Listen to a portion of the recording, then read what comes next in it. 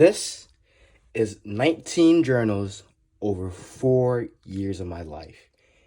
And I just look at this collection and it makes me proud to see how much I have journaled and documented my life on paper. This is my favorite journal because my family did a huge part in this. And I remember getting it for Christmas, and it was probably one of the best Christmas gifts. Now, I don't really talk a lot about my journals with my friends. My family do this, not me. But just for me, journaling has been a crucial part of my growth, my success, and my everyday life. I try to write once a day, and when I write, I have a kind of a structure for me. And in my journals, how I usually structure is I usually have one thing I'm usually grateful for, one thing I want to focus on today, or one thing I want to let go and change, and just my general thoughts throughout the day. For me, journaling has always been very practical. I plan a lot of my photo shoots, my scheduling, my budget, my day to day, habits I want to focus on. And to go back and review how I thought of myself in the world 4 years ago, 3 years ago, it's powerful. It's a mindfulness practice that I love. It's probably a habit I would do to the day I die. In this collection, if it's 19 journals every 4 years, oh my goodness, imagine when I'm like 60, Jesus. Sometimes I love it when people like draw in my journal, or write their own little journal entry. So over 4 years of my life, I have been journaling, and you can see that I have 19 journals, a lot of them memos. I used to do these huge journals on notepads. I'm not a fan of that anymore. So now that I'm farther along in my life, I think the best way I like to journal is just through with something with good material and something sturdy too. So for a while, it was these Lemoyne, and I thought these would be my to-go books until I changed my mind. And I did change my mind. Eventually, I don't know why, it took me forever, but I eventually got into Moleskine, and I don't know where this has been my entire life.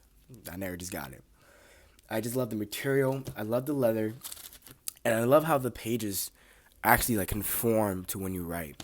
So over time, you just see this huge, just all the work you've been writing. It shows physically when you have something like this, something hardback. It's still nice. Don't get me wrong. It's just for me personally, I like seeing the change.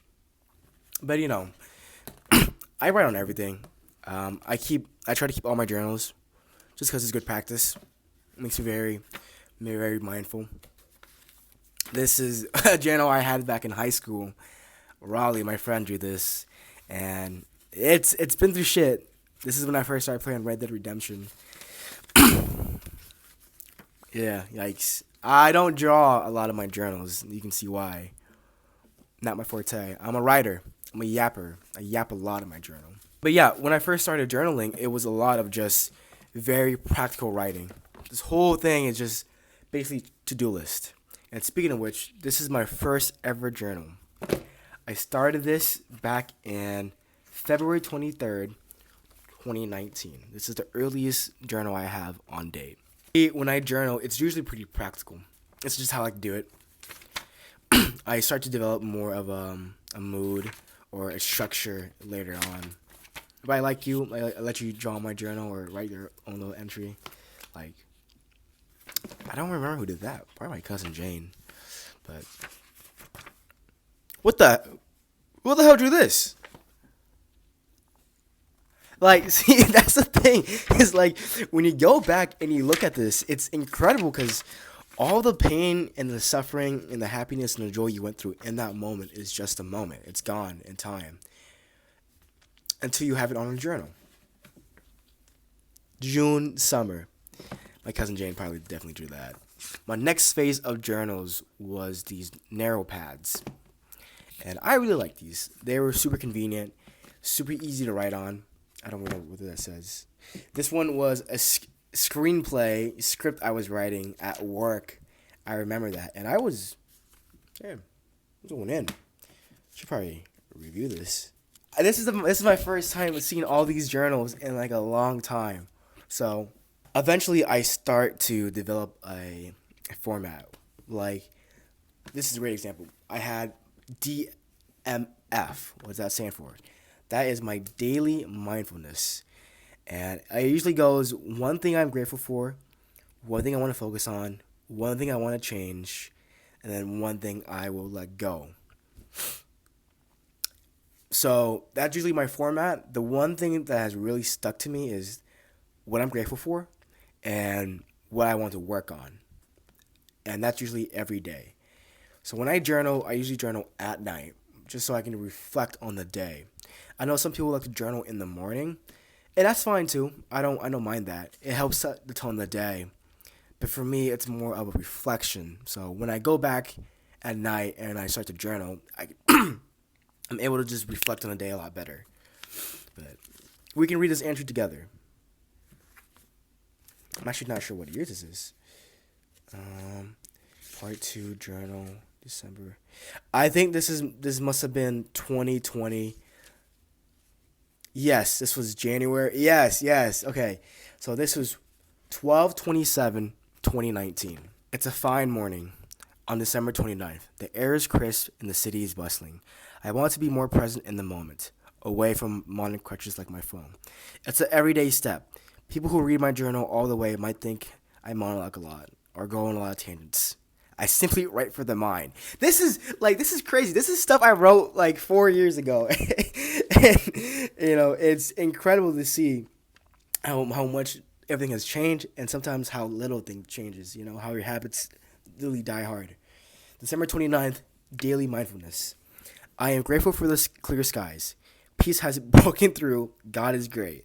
I will focus on this whole week, cutting my phone hours from 32 hours to 10 hours. No more bullshit. I will let go of pushing. Oh, this is nice. January 17th, 10 weekly gratitudes. The weather has been nice for the past few days. Both days I hanged out with good people. Work relationships are great. Overall, I love my job. More so, the people. I am grateful for the great music I have been able to listen to.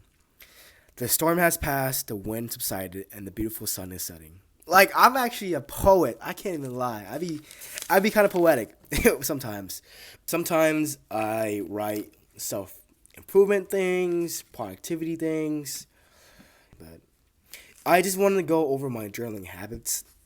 Maybe one day I can go through all my journals one by one. But so, just to wrap up, this was a bit more of a personal vlog. I think I finally got the setup figured out. You can always get better, but I like shooting in my room. I have a little tripod now. I might keep the mic. I might freestyle. I might freeball. Who knows? Just let me know what you guys think of the new style. But this is my room. There's more stuff over here on the wall. I might just give you guys a quick little tour. But yeah. This is February 10th. So, to conclude with this. This is my current Moleskine journal. I am just about to finish. I'm literally on the last like 10, 20 pages.